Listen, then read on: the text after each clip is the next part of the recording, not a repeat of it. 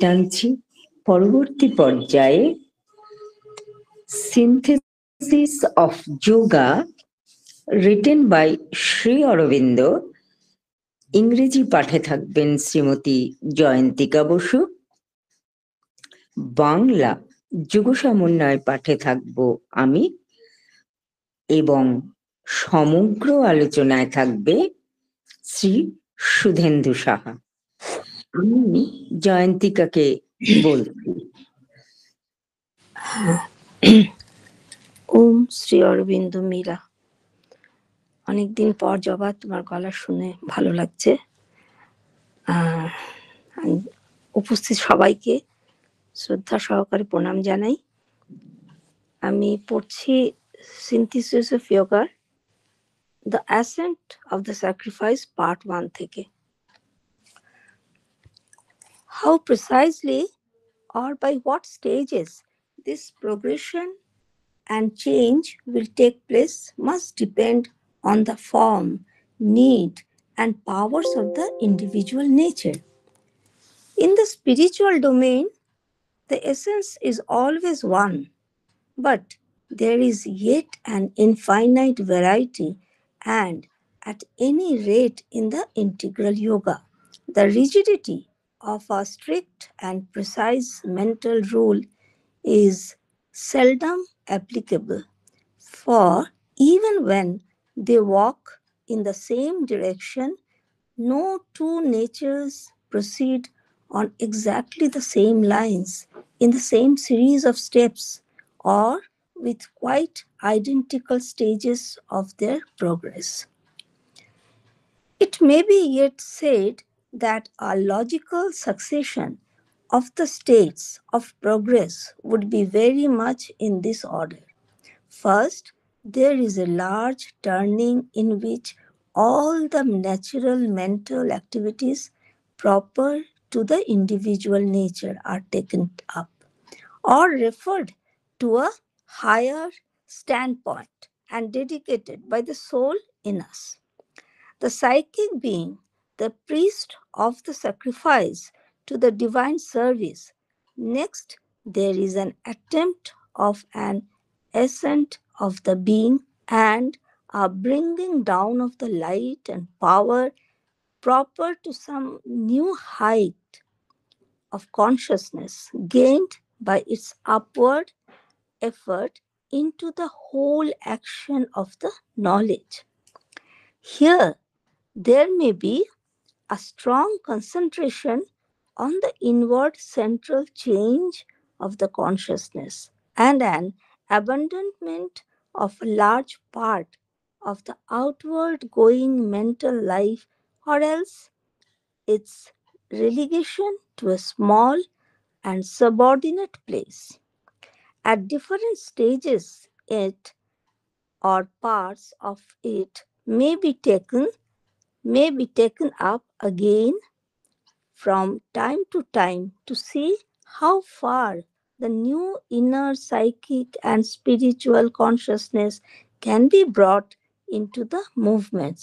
But that compulsion of the temperament or the nature which in human beings necessitates one kind of activity or another and makes it seem almost an indispensable portion of the existence will diminish, and eventually no attachment will be left, no lower compulsion or driving force felt anywhere. Only the divine will matter. The divine alone will be the one need of the whole being. If there is any compulsion to activity, it will be not that of implanted desire or a force of nature, but the luminous driving of some greater consciousness force, which is becoming more and more the sole motive power of the whole existence. On the other hand, it is possible at any period of the inner spiritual progress that one may experience an extension rather than a restriction of the activities. There may be an opening of new capacities of mental creation and new provinces of knowledge by the miraculous touch of the Yoga Shakti. Aesthetic feeling, the power of artistic creation in one field or many fields together, talent or genius of literary expression, a faculty of metaphysical thinking, and power of eye or ear or hand or mind power may awaken where none was apparent before. The divine within may throw latent reaches out from the depths in which they were hidden, or a force from above may pour down its energies to equip the instrumental nature for the activity or the creation of which it is meant to be a channel or a builder. But whatever may be the method or the course of development chose by the hidden master of yoga, the common culmination of this stage is the growing consciousness of him alone as the mover, decider, shaper of all the movements of the mind and all the activities of knowledge. আমার পাঠ শেষ হলো, জবা। হ্যাঁ জয়ন্তিকা,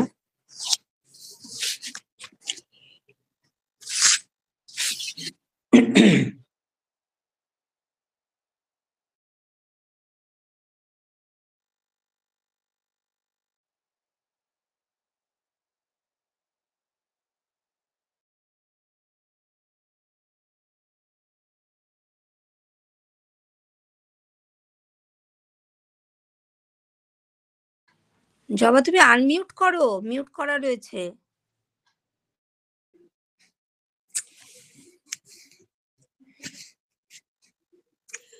ওম শ্রী অরবিন্দ মীরা। আমরা রয়েছি যোগ সমন্বয় পাঠের পঞ্চম পর্বের যজ্ঞের উদয়ন 1। ইংরেজি পড়াটি বাংলাটি আমি পড়ছি।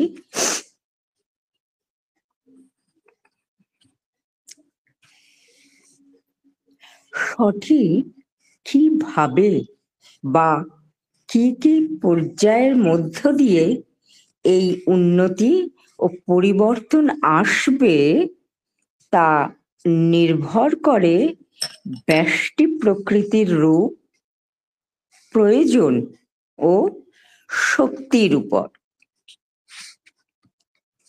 অধ্যাত্ম রাজ্যে মূল বস্তু সর্বদাই এক, কিন্তু তবু বৈচিত্র্য অনন্ত। অন্তত পূর্ণ যুগে কোনো বাঁধা ধরা নির্দিষ্ট মানসিক বিধির কঠোর প্রয়োগ কদাচিৎ সম্ভব। কারণ এমনকি যখন সবাই একদিকে চলে তখনও দুইটি বিভিন্ন প্রকৃতির সাধক ঠিক এক রেখায় সমান সমান পা ফেলে বা উন্নতি সম্পূর্ণ এক পর্যায়ের মধ্যে দিয়ে অগ্রসর হয় না। তবু বলা যেতে পারে যে উন্নতির অবস্থার ন্যায়সম্মত অনুক্রম অনেকটা এইভাবে হবে।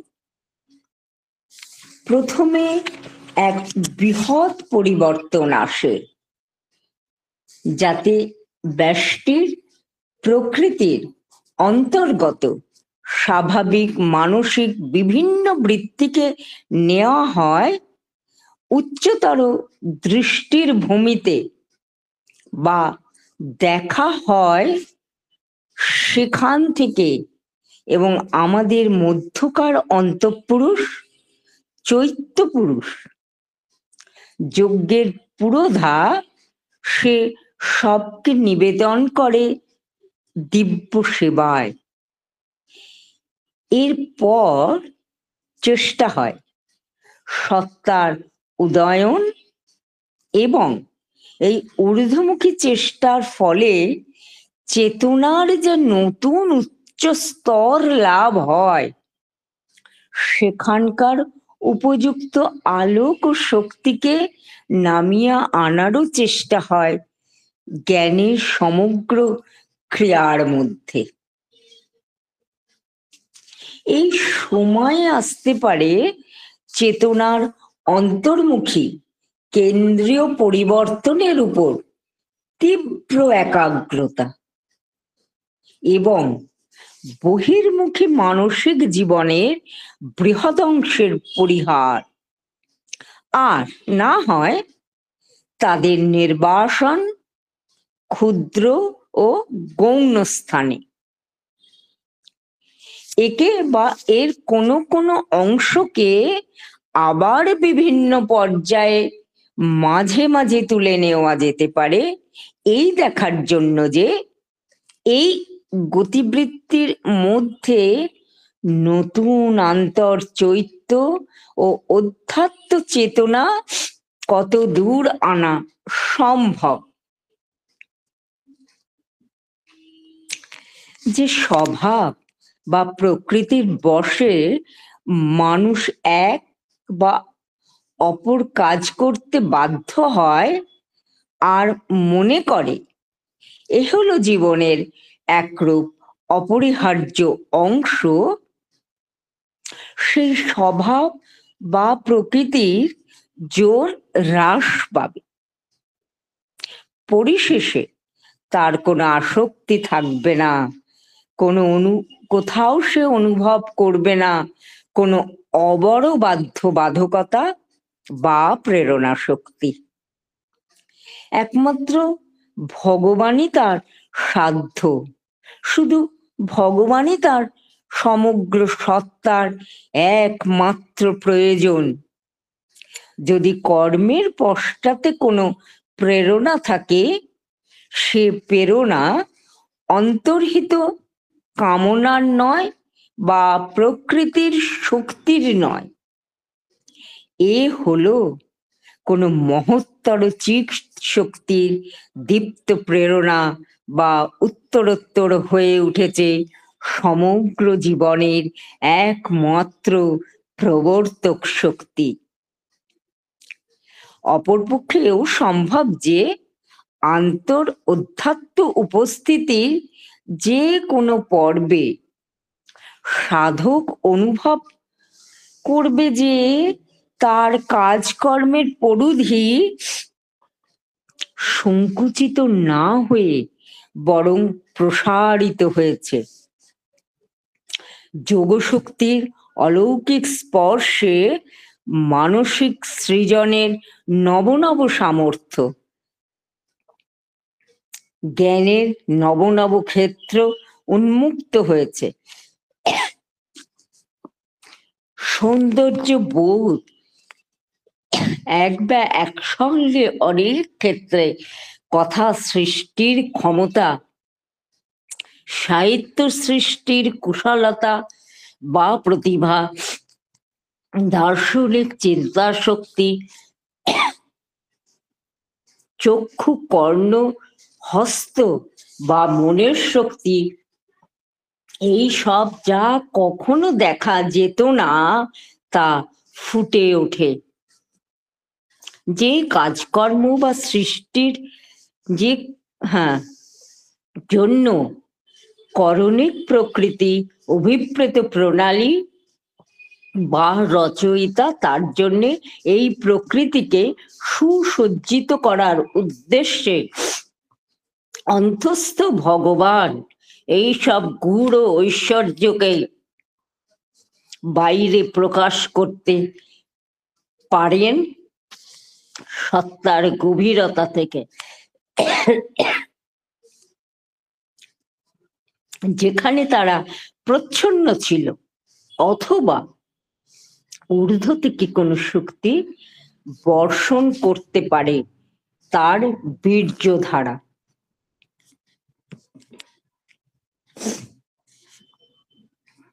কিন্তু যোগের প্রচ্ছন্ন অধীশ্বরের নির্বাচিত পদ্ধতি বা উন্নতির ধারা যাই হোক না কেন, এই অবস্থার সাধারণ পরিণতি হলো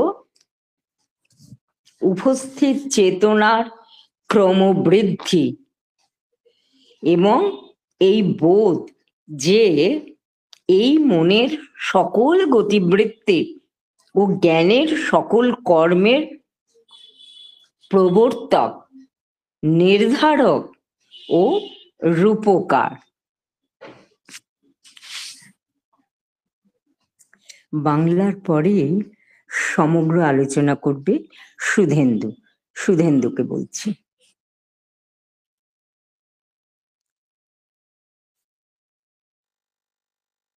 ওম শ্রী অরবিন্দ মীরা। উপস্থিত সবাইকে শ্রদ্ধা জ্ঞাপন করে এই পৌত পবিত্র ফেব্রুয়ারি মাসের পাঠ হয়েছে। ইংরেজি এবং বাংলা থেকে পাঠ করেছেন যথাক্রমে জয়ন্তিকাদি, জবাদি। তাদের প্রতি শ্রদ্ধা জ্ঞাপন করি। আর উপস্থিত সবাই অনেকদিন পরেই আমরা এই অনুষ্ঠান করতে পারছি।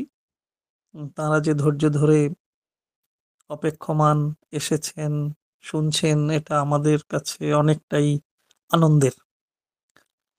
কুম্ভ মেলা চলছে, বঙ্গেও কুম্ভ এসে গেল। 3 দিনের ত্রিবেণী সঙ্গমে কুম্ভ মেলা। আশা করি সবাই যোগ দিতে পারবেন। বাংলার বাইরে যারা যেতে পারেননি, বাংলাতেই বহুকাল আগে এখানে কুম্ভ হতো, কুম্ভ মেলা, কুম্ভ স্নান, আবার সেটা ফিরে আসছে, এটা খুব আনন্দের কথা। গতকালও বিশেষ দিন গেল, 6ই ফেব্রুয়ারি। 1893 সালের 6ই ফেব্রুয়ারি শ্রী অরবিন্দ 14 বছর পড়াশোনা শেষ করে ইংল্যান্ড থেকে ভারতে প্রত্যাবর্তন করেছিলেন। সেই হিসেবে কালকের দিনটাও খুব গুরুত্বপূর্ণ ছিল। তার প্রভাব চলছে বিভিন্ন জায়গায়, বিভিন্ন ক্ষেত্রে, বিভিন্ন পর্বে।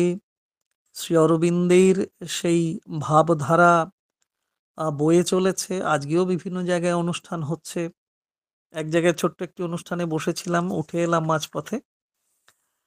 তো যাই হোক, যে অংশ পড়া হয়েছে তার একটা আলোচনার সুযোগ পাওয়া গেছে। কতটা কি হবে জানি না, তবে চেষ্টা করি। কলকাতা বইমেলা চলছে আর 2 দিন।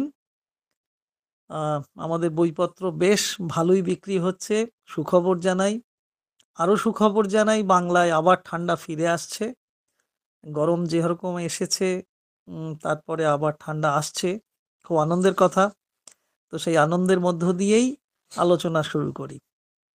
শুরুটা এমনই যে আমাদের এই যে জীবনযাত্রা, এই যে পথ চলা, এটা নিশ্চয়ই সাধনার পথ। সাধনার পথে এবং জীবনের পথে আমরা চলছি। চলতে চলতে এই মানব মানবী অর্থাৎ যারা সাধক সাধিকা, তারা উপলব্ধি করেছেন যে মা ভগবতীর করুণায় নির্বিঘ্নে পথ চলা যায়। কোনো দুর্যোগ সেখানে থাকে না। আর দুর্যোগ যখন থাকে না, তাহলে সুযোগ এসেছে। সুযোগ এসেছে কিসের? সুযোগ এসেছে নিজের অন্তরকে প্রস্তুত করে তোলার। শ্রদ্ধা, নিষ্ঠা এবং সমর্পণ ধাপে ধাপে প্রগাঢ় হচ্ছে। কোনো অপরিবর্তনীয় বিধি তাদের আর অনুসরণ করতে হচ্ছে না। এই জায়গাটা শ্রী অরবিন্দ ধরছেন, বারবার করে উল্লেখ করছেন যে কোনো নির্দিষ্ট পন্থা, বিধি, বিধান অনুসরণ করে চলতে হচ্ছে না মানবী সম্প্রদায়। দিব্যকর্মের জন্য মানবীয় বিবর্তন সাধিত হচ্ছে। উচ্চ নীচ এই ভেদাভেদ নির্ধারণ করারও যোগ্যতা এসেছে। তাই সহজেই গ্রহণ ও বর্জন করা সম্ভব হচ্ছে। কোনটা গ্রহণীয়, কোনটা বর্জনীয় খুব সহজেই সেগুলো বুঝে নিতে পারছেন সাধক সাধিকা বৃন্দ। অথচ সেই গ্রহণ বর্জনের মধ্যেও কোনো অপরিবর্তনীয় বিধি বিধান নেই, থাকছে না। তাহলে এই যে ওপেনিং এসেছে, এক উদারতা এসেছে, উন্মুক্তি এসেছে, স্বাধীনতা এসেছে, সাধনায় মুক্তি এসেছে, কোনো বিধিবদ্ধ নিয়ম ধরেই যে চলতে হবে তার কোনো নিয়ম এখানে বলা হচ্ছে না পূর্ণযোগের পথে। সাধক সম্প্রদায়, সাধিকা সম্প্রদায় তাই বুঝে নিচ্ছেন, বুঝে নিতে শিখেছেন, শিখছেন যে গ্রহণ এবং বর্জনের মধ্য দিয়েই উন্নতি আসবে। উন্নতির পথে যেতে গেলে খুব সহজাতভাবেই কিছু কিছু জিনিস বর্জিত হবে, বর্জন করতে হবে। তার জন্য বিধিবদ্ধ নিয়ম নয়। উন্নতির পথে এগিয়ে গেলে মা বারবার করে বলছেন, আলাদা করে তোমায় তাকাতে হবে না। উন্নতির পথে, প্রগতির পথে, অগ্রগতির পথে তুমি যদি সুচারুভাবে এগিয়ে যাও, নিষ্ঠা সহকারে শ্রদ্ধা রেখে এবং প্রতি পদে সেই সমর্পণের ভাব যদি তোমার মধ্যে থাকে, তাহলে যা যা বর্জনীয় তা বর্জিত হবে। আলাদা করে তার দিকে তাকাতে হবে না। এই জায়গাটা, এই বোধটা সাধক সাধিকার জীবনে এসেছে। তার ফলেই কি হয়? আসবে পরিবর্তন, উন্নতির মধ্য দিয়ে পরিবর্তন। পরিবর্তন হঠাৎ করে কিভাবে হবে সেটা উন্নতির জন্যেই, উন্নতির মধ্য দিয়েই পরিবর্তন হবে। সেই আধ্যাত্মিক বিবর্তনের মধ্য দিয়ে আমরা পথ চলছি। পরিবর্তনের মধ্য দিয়ে উন্নতি, ভালো তো। এই উন্নতি এবং পরিবর্তনেরও কতগুলো ধাপ বা পর্যায় আছে, সেগুলো তো তাহলে বুঝে নেওয়া দরকার। সাধক সাধিকা তাদের ব্যক্তিগত ভাব, প্রকৃতি, তাদের প্রয়োজন এবং সেই প্রকৃতি অনুযায়ী যে প্রয়োজন, এক একজন সাধক, এক একজন সাধিকার তো একটা নিজস্বতা আছে, নিজস্ব প্রকৃতি আছে, স্বভাব আছে, স্বধর্ম আছে। সেই প্রকৃতি অনুযায়ী যা প্রয়োজন তিনি দেখে নিচ্ছেন তারও শক্তি আছে কিনা, বা সেই শক্তি অর্জন করতে তিনি বা তারা পারছেন কিনা, সেগুলো শর্ত হিসেবে কাজ করে, নিশ্চয়ই কাজ করে। তবে ওই কন্ডিশন অ্যাপ্লাইড বলে লেখা থাকে না। এটা ভিতরে ভিতরে এমনভাবেই থাকে সংবর্তিত অবস্থায়, যেটা সহজে ওই আলাদা করে বুঝে নিতে হয় না। সহজিয়া গতিধারায় সাধন পদ্ধতির মধ্য দিয়ে চলতে গেলে আপন প্রকৃতির মধ্যে যা কলুষ তা ধীরে ধীরে সরে যায়। তাহলে এই যে প্রক্রিয়া, সাধন প্রক্রিয়া, অনুশীলন প্রক্রিয়া, প্র্যাকটিসিং যে মোড থাকে সাধক সাধিকার, সেটা নিশ্চয়ই কাজ করে। এখানেই ব্যক্তিগত প্রস্তুতির প্রয়োজন আছে, শ্রী অরবিন্দ সে কথা উল্লেখ করেন। বই পড়া বিদ্যে সেখানে সহায়ক হয়, খুব হেল্পফুল বই পড়া বিদ্যে। বই পড়েও তো, বই পড়াটাও একটা স্বাধ্যায়, যেটা স্বাধ্যায়, যেটা নিজে নিজে পড়া, সেই পুস্তকস্থ ইয়া বিদ্যা নয়। সেখানে সেই বই পড়া বিদ্যাও মানুষকে, সাধক সাধিকা বর্গকে অনেকখানি তথ্য সংগ্রহ করতে, তত্ত্ব সংগ্রহ করতে, উপাত্ত সংগ্রহ করতে সহায়তা করে। বই পড়া বিদ্যাও সেখানে সহায়ক হয়। আবার অনেক সময় কার্যকারণ বা কার্যকারণ প্রেক্ষাপট ভুলেই পুঁথিগত বিদ্যাকে আমরা প্রয়োগ করতে যাই। বই পড়া বিদ্যা সহায়ক হয়, তার মানে সেটাই যে একদম স্ট্যাটুটরি নিয়ম হয়ে যাবে তা নয়। আমরা করি কি, অনেক সময় ভুল করি। তাহলে পুঁথিগত বিদ্যা নিয়েই আমরা এগোতে চাই, আর ফলে কি হয়, আমরা হোঁচট খাই। বাস্তবের সঙ্গে সেই পুঁথিগত বিদ্যা সবসময় মেলে না, অথচ সেটা সহায়ক। তাহলে রিডিং আমাদের হেল্পফুল হয় একটা সময় পর্যন্ত, তারপরেও যদি সেটা কাজে লাগাতে যাই, সেটা আমাদের বাধা হয়ে দাঁড়াবে। তাহলে বাস্তবিক ক্ষেত্রে সাধনা তখনই পূর্ণাঙ্গতা লাভ করবে, যথাযথ হবে, যখন বাস্তবের সঙ্গে পুঁথিগত বিদ্যারও এক মেলবন্ধন ঘটানো যাবে। তার জন্যও সাধনা দরকার এবং গুরুর সহায়তা দরকার।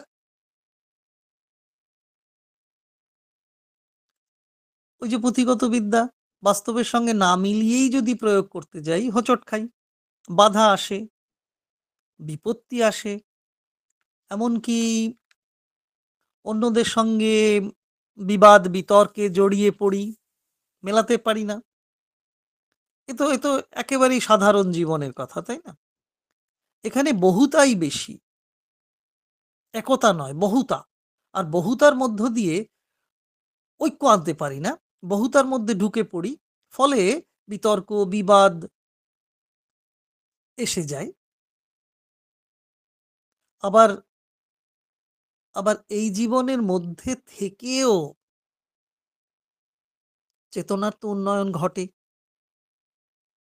কারণ অন্তর্লীন অবস্থায় এক সাধনা চলতে থাকে, যেটা মা শ্রী অরবিন্দ বা গুরু বা ইষ্ট দেব দেবী আমাদের হয়ে করে চলেছেন। সেই ধারা অনুযায়ী আমাদের চেতনারও উন্নয়ন ঘটে। সবসময় বুঝে উঠতে পারি না, কিন্তু প্রেক্ষাপট যখন আসে, পরিস্থিতি যখন উপস্থিত হয়, তখন কখন চুপ করে থাকতে হয়, কখন বলতে হয়, কখন কাজ করতে হয়, কখন কাজ বন্ধ করতে হয়, কখন পড়তে হয়, কখন পড়া বন্ধ করতে হয়, এটা আমরা জেনে যাই। কি করে জানি? অহংকার করি। আর যখনই বলি আমি এটা বুঝতে পেরেছি, তখনই আমার ত্রুটি ঘটে। আসলে যে ভিতরের চেতনার উন্নয়ন ঘটেছে আমার, পাশের মানুষটি আমার কাছে আর অসন্তোষের কারণ হচ্ছে না। একদিন পাশের মানুষকে দেখে আমি অসন্তুষ্ট হতাম, ঝগড়া বিবাদে জড়িয়ে পড়তাম। পাশের মানুষটি এখন আর আমার কাছে অসন্তোষের কারণ হচ্ছে না। একদম ব্যক্তিগত সাধনা থেকে বলা যায়, প্রত্যেকে এটা অনুভব করেন, বা কারুকে দেখে অসন্তোষের ভাব এলেও খুব সহজেই তা থেকে উঠে আসতে আমরা পারি। ওই চেতনার উন্নয়ন ঘটছে। তবে তা কখনোই হতাশামূলক পরিত্যাগ হলে হবে না।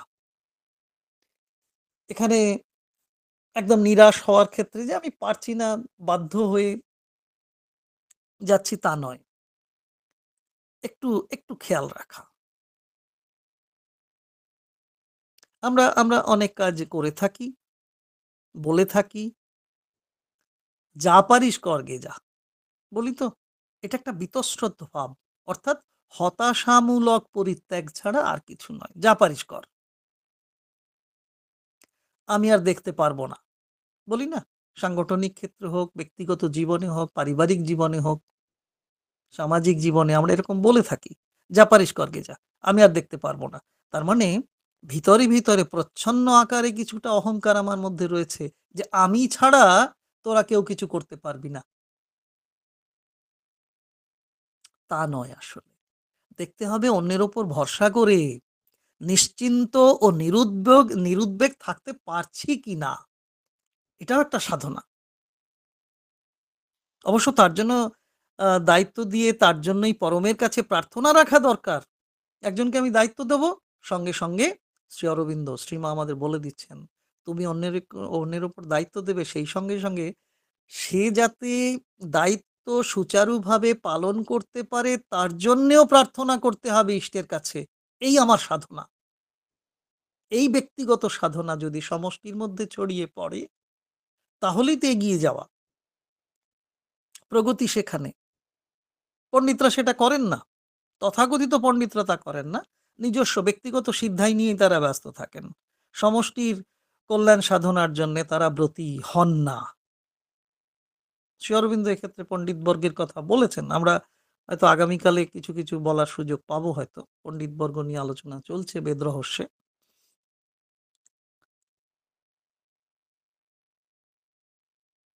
এই যে অধ্যাত্মবোধের জাগরণ, এই অধ্যাত্মবোধের জাগরণ প্রত্যেকের জীবনেই একান্তই প্রয়োজন। তাকে সাধু হয়ে যেতে হবে না, প্রব্রজা নিতে হবে না, প্রব্রাজিকা হতে হবে না, কিন্তু ব্যক্তিগত জীবনের মূল্যবোধকে সুরক্ষিত রাখার জন্যে এই বোধ দরকার, এই অধ্যাত্মবোধ দরকার। আর সেই অধ্যাত্মবোধে ঐক্য আছে, বহুতা নেই সেখানে। বহুতা থাকলেও বহুতার মধ্যে আছে এক বহমানতা, যে বহমানতা আমাদের ঐক্যের দিকে নিয়ে যায়। যোগের পথে চলছি, বৈচিত্র্য আছে, তার মধ্যে ঐক্য আছে, একতা খুঁজে পাচ্ছি, বেশ ভালো লাগছে। আবার আবার আবার ভালো কখনো কখনো কখনো লাগছেও না। তাহলে একতা ও বহুতার আশ্রয় প্রশ্রয় ও প্ররোচনার শিকার হচ্ছি আমরা। একটু যদি নিজের দিকে ফিরি, দেখব এই জন্যই সম্ভবত এই জন্যই যোগের পথে কোনো স্থির নির্দিষ্ট পন্থা পদ্ধতির কথা বলা হয় না, বলা যায়ও না। পণ্ডিত শ্রী অরবিন্দ, যুগঋষি শ্রী অরবিন্দ, পূর্ণযোগের মহেশ্বর শ্রী অরবিন্দ একথা বারবার আমাদের বলে দিচ্ছেন। এক্ষেত্রে একটু চোখ কান্না খোলা রাখলেই দেখা যাবে, কি দেখা যাবে না, সবাই এক লক্ষ্যে এগিয়ে চলেছি। মিছিলের পথে, রবীন সুরের সেই কবিতা, মিছিলের পথে সবাই এগিয়ে চলেছি, লক্ষ্য এক। সেখানে লক্ষ্য শূন্য নয়, লক্ষ্য বাসনাও নেই, এক লক্ষ্যে আমরা সবাই এগিয়ে চলেছি। চলা হয় কি? সাধক সাধিকা প্রশ্ন করবেন নিজের কাছে। কিন্তু সকলের পথ চলা একরকমের হচ্ছে না, ভুল থাকছে, ভ্রান্তি থাকছে, একজনের পথ চলা আর একজনের সাথে মিলছে না, অথচ লক্ষ্য এক। বোধহয় বাহ্যিক অবিদ্যা কাজ করছে। এমনকি সহজতর পরিবেশ আমাদের এমন কিছু বাধা ধরা নিয়মের পথ দেখাচ্ছে, আর তাতে আমরা মেতে যাচ্ছি। কার্যতই ভিতরের লক্ষ্যকে এড়িয়ে গিয়ে বাইরের প্রথা মানছি। ওই যে বাহিরের প্রথা মানতে যাচ্ছি, ভিতরের লক্ষ্য বিচ্যুত হচ্ছে, লক্ষ্যচ্যুত হয়ে পড়ছি আমরা বাহিরের প্রথা মানতে গিয়ে। তাহলে প্রথাহীন মুক্ত প্রগতির পথে আমরা যেতে পারছি না। তবে হবে, এইভাবেই হবে, ধাপে ধাপে, পর্বে পর্বে এগোতে হবে। কত সাধকের জীবন এভাবেই চলে যাবে। অগস্ত্য হয়ে একজন আসছেন, আসবেন, তাদের অবদান মনে থাকবে না? নিশ্চয়ই থাকবে। হ্যাঁ, কখনো কখনো আমরা মনে রাখবো না। আমরা যেমন কৃতজ্ঞ হতে পারি, কৃতজ্ঞতা যেমন রয়েছে, আমাদের কৃতঘ্নতাও রয়েছে। উপকারীর কথা আমরা মনে রাখি না, আবার কখনো কখনো মনে রাখি। এই পার্থক্যায়নেরও জায়গা রয়েছে সাধক সাধিকার জীবনে। যিনি আমার উপকার করেছেন তার কথা মনে রাখবো কি না, রাখলে এক যোগের পথ, না রাখলে বিয়োগের পথ। আবার কখনো কখনো উপকারীর কথা আমরা ভুলে যাই, তারও একটা কারণ আছে। পরিবেশের প্রভাবের জন্য ওই যে বাইরের প্রথা মানতে গিয়ে কৃতঘ্ন হয়ে পড়ি। আবার বোধোদয় যখন হয়, কৃতঘ্নতার পাশ থেকে বেরিয়ে এসে কৃতজ্ঞতার বোধ জেগে ওঠে।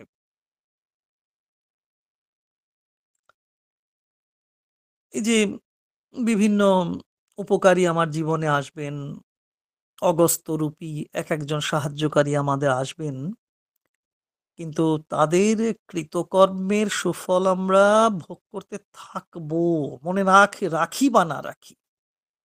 এখন হয়তো বুঝতে পারছি না, পরে বুঝবো।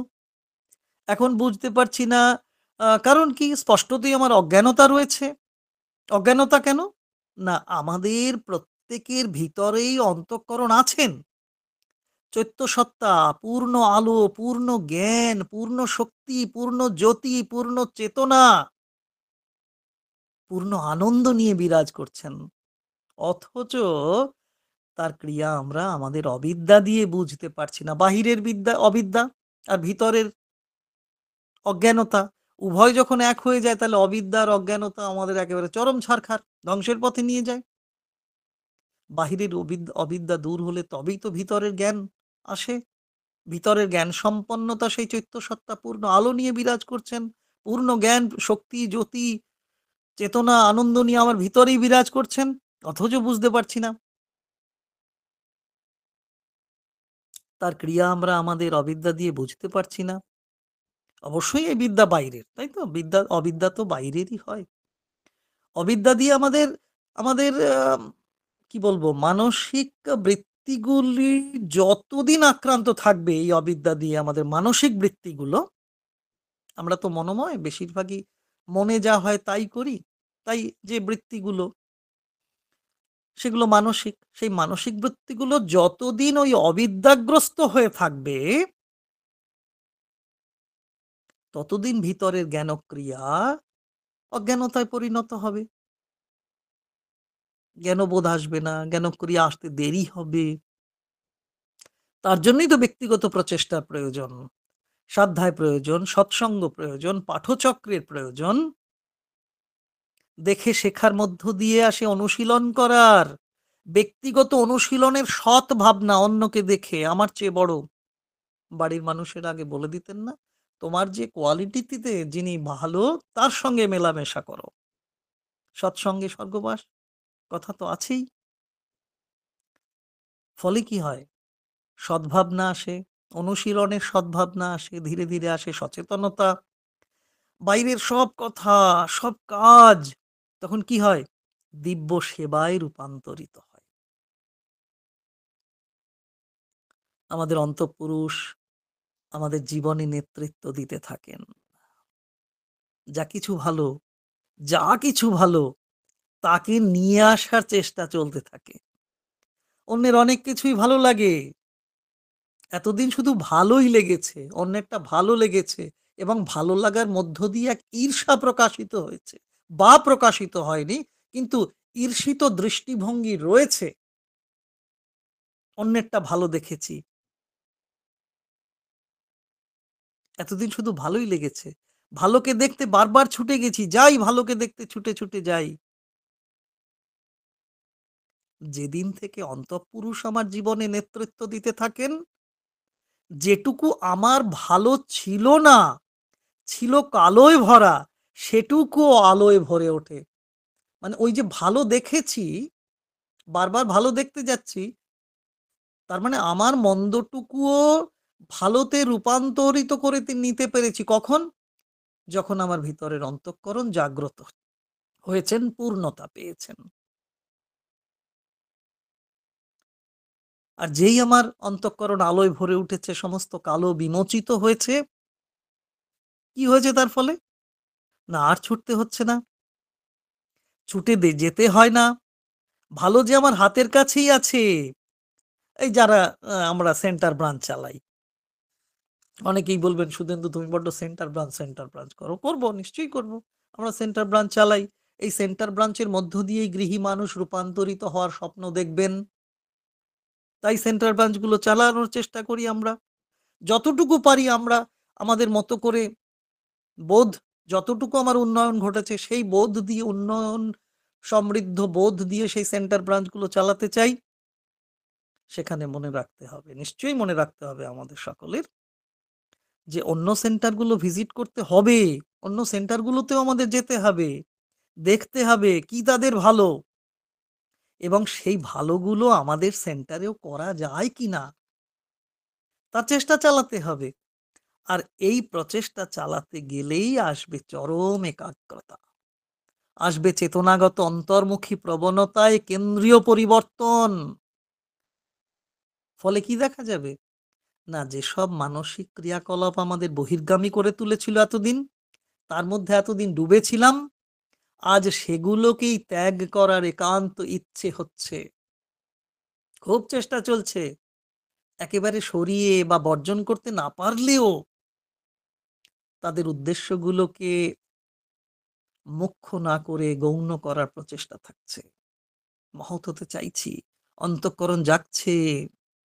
ভিতরের অন্তঃকরণ যখন জাগতে থাকে, আলোময় হয়, আমার বাইরের সব অজ্ঞান, অবিদ্যা, অন্ধকার, তমসা বিদূরিত হতে থাকে। ধাপে ধাপে, পর্বে পর্বে তখন সুসময় আসবে। পরিবেশ ও প্রকৃতি অনুযায়ী আমরা কাজ করি তো, কিন্তু একটা সময় আসবে, নিশ্চয়ই আসবে। আমরা আশাবাদী হব। আশাবাদী হওয়াটাও একটা যোগ পথ, এও এক সাধনা। সবাই আশাবাদী হতে পারেন না। আশাবাদিতার মধ্যেও এক সাধনা থাকে। নিশ্চয়ই আসবে সেই সুসময়। তখন বাহিরের প্রকৃতির প্রভাব কাটিয়ে ভিতরের প্রভাবে কাজ করা যাবে। কোন রকম নিম্ন ভাবনা থাকবে না, নীচ ভাবনা থাকবে না, তমসাগ্রস্ত ভাবনা থাকবে না। একমাত্র শ্রী ভগবানই তখন সাধ্য সাধনা। তাকে কেন্দ্র করে, তাকে লক্ষ্য করেই সকল কার্যকলাপ এবং পথ চলা।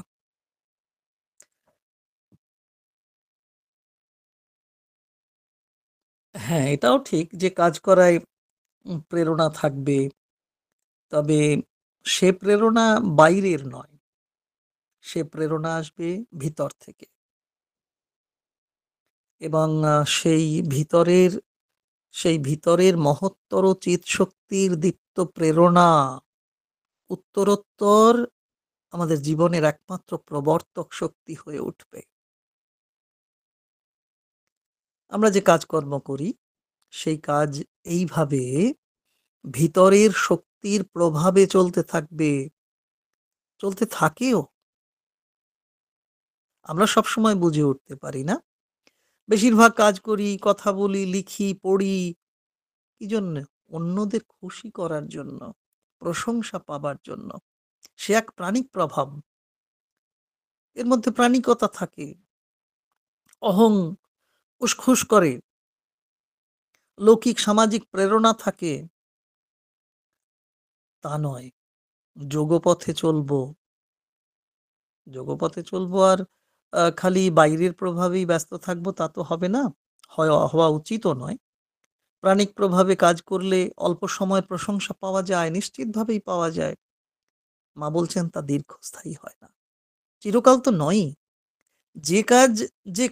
যে কর্ম আমাদের দীর্ঘস্থায়ী চিরকালীন প্রশান্তি দেয় না, ভগবতমুখী উদ্দীপনা যোগায় না, তাতে আমাদের যথাযথ অধিকার নেই। এটা খেয়াল রাখতে হবে সাধক সাধিকা বর্গকে। আমরা তো পূর্ণের অংশভূত, তাই পূর্ণতাই আমাদের একমাত্র লক্ষ্য। কোন রকম কম কিছু আমাদের লক্ষ্য হতে পারে না, আংশিক কোনো কিছু আমাদের লক্ষ্য হতে পারে না। হ্যাঁ, একদম প্রাথমিক পর্বে হবে, কিন্তু একটা সময় আসবে তখন পূর্ণতাই হবে আমাদের একমাত্র লক্ষ্য। বেশি কিছু প্রাপ্তির আশায় কোনো শর্টকাট পদ্ধতিও অবলম্বন করা বোধহয় ঠিক নয়। একদিন ভালো কাজ করলাম, বাকি দিনগুলো ঘুমিয়ে কাটালাম, তা হবে না।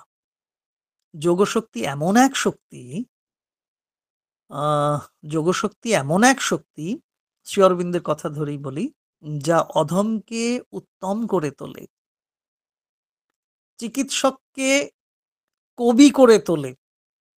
আমি একদম আশ্রমের উদাহরণ ধরে ধরে, কারণ নাম বলছি না, ব্যবসায়ীকে উচ্চমার্গের সাধক করে তোলে। আমাদের জীবনের সঙ্গে মিলবে। ঘোর সংসারীকে অধ্যাত্মবোধের শীর্ষ চূড়ায় পৌঁছে দেয়। আমি একটা কথা বলছি, নাম বলছি না কারোর, ব্যক্তি সাধকদের নামও বলা যায়। আপনারা অন্তরে অন্তরে অনেকে অনুভব করবেন নামগুলো। ওই যে ঘোর সংসারীকে অধ্যাত্মবোধের শীর্ষ চূড়ায় পৌঁছে দেয়, ঘটনা আছে। শ্রী অরবিন্দ আশ্রম এরকম ঘটনা, মায়ের সঙ্গে তাদের অনেক কথোপকথন আমরা জেনেছি। কি করে যোগ? শিল্পী বোধ তৈরি করে, কুশলতা আনে, নিন্দনীয় কাজকর্ম তখন নান্দনিক হয়ে ওঠে। তবে হ্যাঁ, কাজ না করে শুধু বসে থাকলে তো হয় না, কাজ করতে হয়।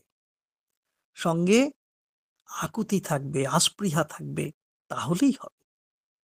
যে কাজই করি না কেন তা যেন ভগবানহীন না হয়, খেয়াল রাখতে হবে। কিভাবে তা করা যায় সে বিষয়ে কোনো নির্দিষ্ট বিধান হয়তো নেই, বা না থাকলেও কিছু কিছু পদ্ধতি তো পালন করতেই পারি। প্রতিটি কাজের মূল করণিক শ্রী ভগবান, এই ভাবনাটাকে যদি আমার জীবনে স্থায়ী করতে পারি, তিনি আমাকে কোনো কোনো কাজ করার দায়িত্ব দিয়েছেন, এই বোধও আমাদের আসবে। তাই কাজ শুরু করার আগে তাঁর কাছে আস্পৃহা রাখা, আকুতি রাখা, কাজটি যেন যথাযথভাবে সমাপন করতে পারি এবং কাজটি শেষ করে তাকে কৃতজ্ঞতা জ্ঞাপন করা থাকতেই পারে। আমাদের সেন্টার ব্রাঞ্চের বিভিন্ন অনুষ্ঠান হয়। আশা করব প্রত্যেকটি অনুষ্ঠানের অনুষ্ঠানে আধিকারিকবৃন্দ, ধরুন ৩ মাস অন্তর একটি অনুষ্ঠান হয়, তাহলে ৩ মাসের একটা প্রতিবেদন যাতে তুলে ধরতে পারেন। এটা আমাদের কাছে খুব উপকারী হবে যে এই ৩ মাস বা এই ৬ মাস বা এই ১ বছর আমরা সাধনার পথে কতটা এগিয়েছি তার একটা প্রতিবেদন থাকবে প্রতিটি কর্মের উচ্চারণের মধ্যে, কর্মক্রিয়ার প্রতিবেদনের মধ্য দিয়ে এই সাধনার প্রগতির কথা আমরা যেন বলতে পারি। ভালো থাকুন সবাই, আনন্দে থাকুন। আগামীকাল শ্রী অরবিন্দ সোসাইটি রানাঘাটের পরিবেশনায় বেদ রহস্য চেষ্টা করব। আপনারা সবাই সঙ্গে থাকবেন। জয় মা, জয় শ্রী অরবিন্দ।